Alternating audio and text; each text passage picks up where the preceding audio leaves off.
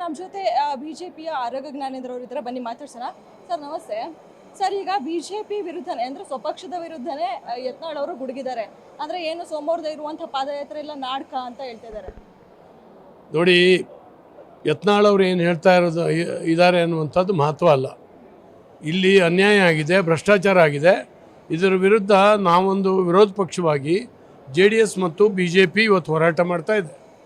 ಇದನ್ನು ಒಂದು ತಾರ್ಕಿಕ ಎಂಡಿಗೆ ತೊಗೊಂಡು ಹೋಗಲಿಕ್ಕೆ ಎಲ್ಲ ಕಾರ್ಯಕ್ರಮಗಳು ನಡೀತಾ ಇದ್ದಾವೆ.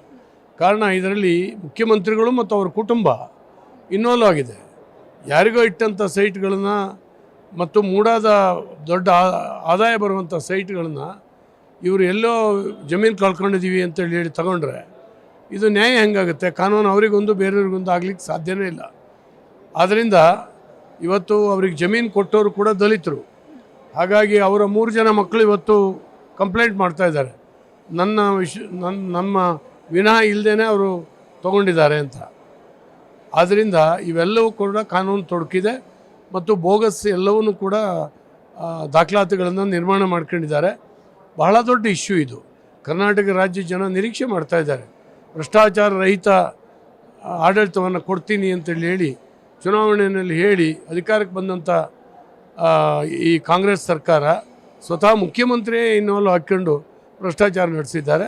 ಇದನ್ನು ಖಂಡಿತವಾಗೂ ನಾವೆಲ್ಲರೂ ಕೂಡ ಹೋರಾಟ ಮಾಡುವಂಥ ಕೆಲಸ ಮಾಡಿ. ಯತ್ನಾಳ್ ಅವರು ಸ್ವಪಕ್ಷದ ವಿರುದ್ಧನೇ ಗುಡುಗಿದ್ದಾರೆ. ಅದಕ್ಕೆ ಕಾರಣ ಏನು, ಮುಖ್ಯವಾದ ಕಾರಣ ಏನು ಅಂತ ನೋಡಿ. ಯತ್ನಾಳ್ ಅವರು ಆವಾಗ ಹೀಗಿದ್ದು ಮಾತಾಡ್ತಾ ಇರುವಂಥದ್ದು ನೀವೆಲ್ಲರೂ ಕೂಡ ಗಮನಿಸಿದ್ರಿ. ಹಾಗಾಗಿ ಅವ್ರ ಬಗ್ಗೆ ನಾನು ಏನೂ ಕಮೆಂಟ್ ಮಾಡೋದಿಲ್ಲ. ಸರಿ ಸರ್, ಇವತ್ತು ಕೂಡ ಅಹೋರಾತ್ರಿ ಧರಣಿ ಮುಂದುವರಿಯುತ್ತಾ ಅಥವಾ ಏನು ಅಂತ? ಸೆಷನ್ ಮುಂದುವರೆದ್ರೆ ನಾವು ಅಲ್ಲೇ ಇರ್ತೀವಿ. ಅಹೋರಾತ್ರಿ ಧರಣಿ ಮುಂದುವರಿ. ಸೋಮವಾರ ಇರುವಂತಹ ಪಾದಯಾತ್ರೆ ಖಚಿತವಾಗಿದೆಯಾ ಅಥವಾ ಏನು? ಇಲ್ಲ, ಇನ್ನೂ ಮೀಟಿಂಗ್ ಆಗ್ತಾ ಇದೆ. ಇದಿಷ್ಟು ಆರೋಗ್ಯ ಜ್ಞಾನೇಂದ್ರ ಅವರ ಮಾತು. ಕ್ಯಾಮ್ರಾ ಪರ್ಸನ್ ಪಾಪಾವತಿ ಜೊತೆ ಕವನ ಶಿವಣ್ಣ, ಗ್ಯಾರಂಟಿ ನ್ಯೂಸ್, ಬೆಂಗಳೂರು.